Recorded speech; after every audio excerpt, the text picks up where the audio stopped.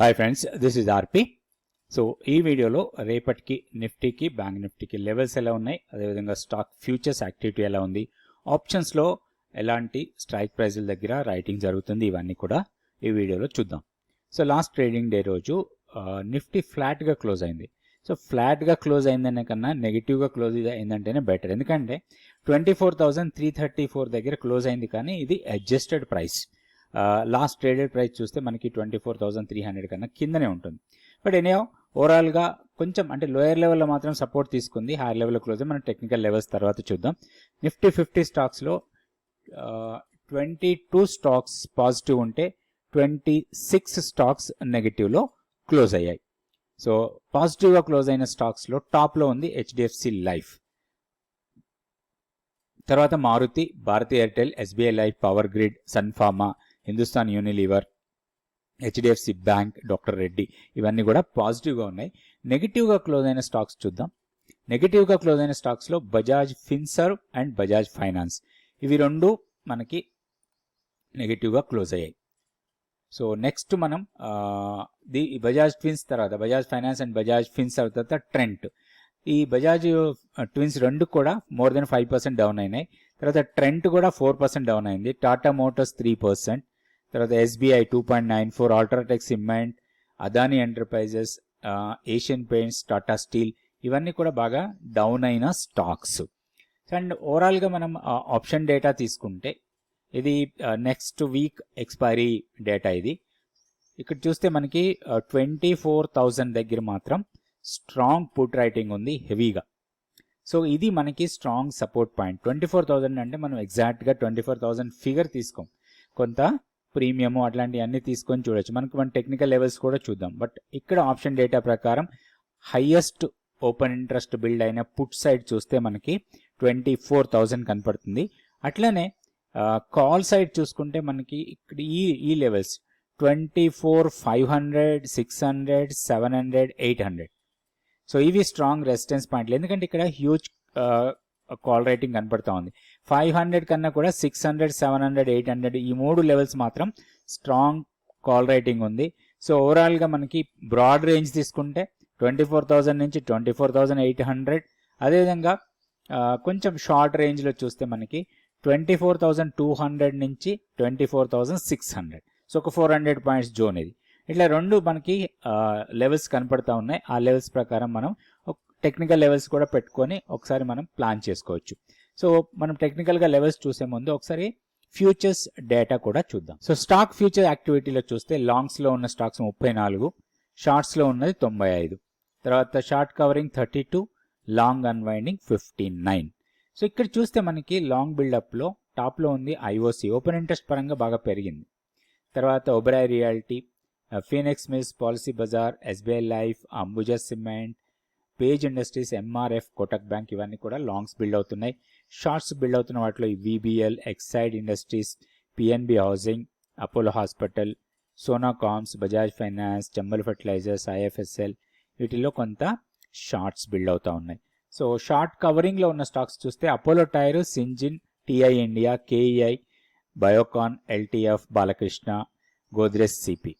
అదేవిధంగా long unwinding కనబడుతున్నాయి OFSS, DMart, IEX, NCC, so Shriram finance, RBL bank, Indian bank, వీటిలో కొంత లాంగ్ అన్వైండింగ్ కనపడుతుంది. సో ఇట్లా మనం ప్రాపర్గా చెక్ చేసుకొని స్టాక్స్ను తీసుకొని ఆ స్టాక్స్కి ప్రాపర్ టెక్నికల్ లెవెల్స్ పెట్టుకొని మనం ట్రేడ్ ప్లాన్ చేసి ట్రేడ్ చేసుకోవచ్చు. ఇప్పుడు మనం నిఫ్టీకి టెక్నికల్ లెవెల్స్ చూద్దాం.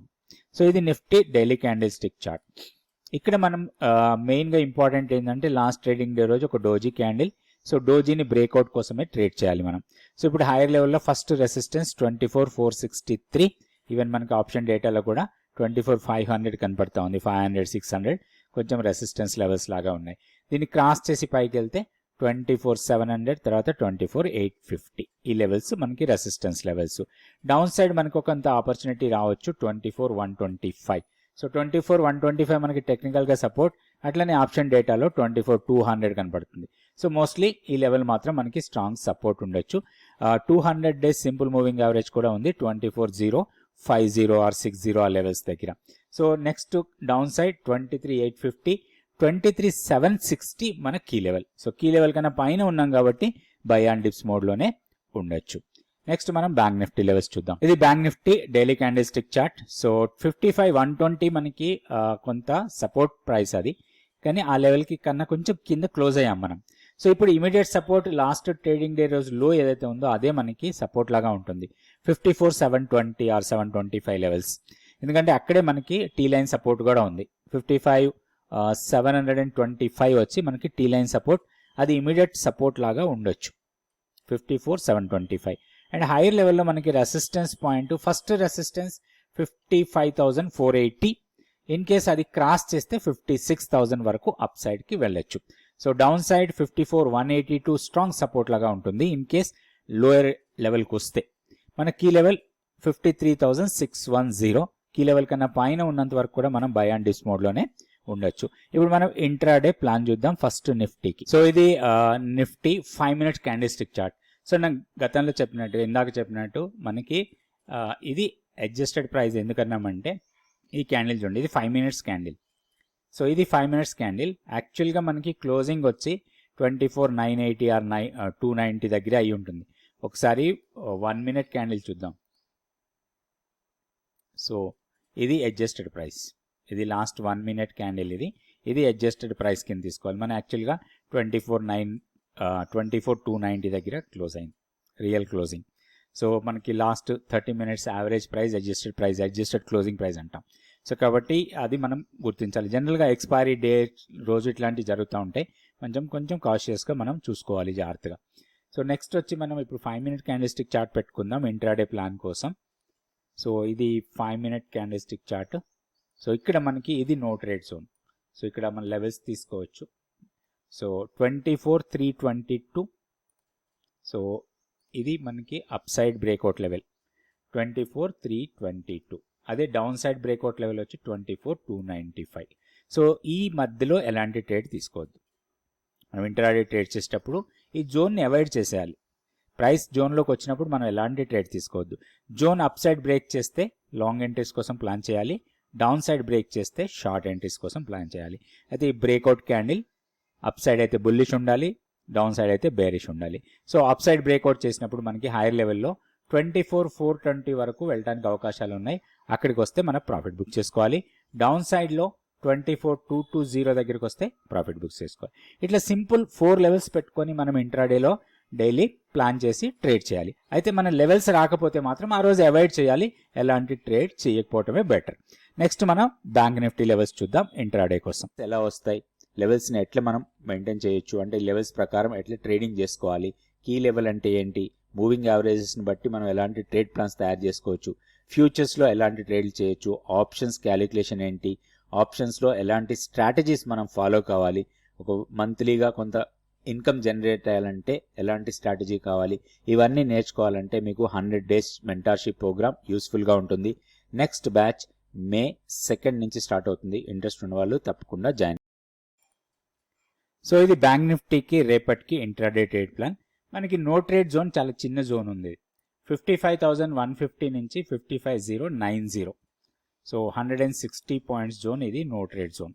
సో జోన్లోకి ప్రైస్ రావాలి, up side break or down side బ్రేక్అవుట్ చేస్తే మనం ట్రేడ్ తీసుకోవాలి. అప్ సైడ్ బ్రేక్అవుట్ చేస్తే మనకి నెక్స్ట్ హైయర్ లెవెల్లో 55,470 ప్రాఫిట్ బుకింగ్ లెవెల్ లాగా తీసుకోవాలి. డౌన్ సైడ్ బ్రేక్ చేస్తే 54,715. So 4 levels 55,470, 55,150, 55,090, 54,715. సో లెవెల్స్ పెట్టుకొని ప్రాపర్గా ట్రేడ్ చేసుకోవాలి. అయితే స్ట్రిక్ట్గా స్టాప్ లాస్ పెట్టుకోవాలి. మనం షార్ట్ ఎంట్రీ తీసుకొని జోన్ బ్రేక్అవుట్లో షార్ట్ ఎంట్రీ తీసుకుంటే జోన్ పైన స్టాప్ లాస్ ఉండాలి. అట్లనే మనం లాంగ్ ఎంట్రీ తీసుకున్నప్పుడు జోన్ కన్నా కింద స్టాప్ లాస్ పెట్టుకోవాలి. స్టాప్ లాస్ చిన్నగా ఉంటుంది, ప్రాఫిట్ టార్గెట్ చాలా ఎక్కువ ఉంటుంది. కాబట్టి మనకి రిస్క్ రివార్డ్ చాలా ఫేవరబుల్గా ఉంటుంది. ఇట్లా మనం ప్రాపర్గా ప్లాన్ చేసుకొని ట్రేడ్ చేసుకుంటే మనకి ఎలాంటి ప్రాబ్లమ్స్ ఉండవు స్టాక్ మార్కెట్లో. సో రేపటి వీడియోలో మళ్ళీ కొంత డేటా అనాలిసిస్ చేసుకుందాం. Thank you so much for watching this video.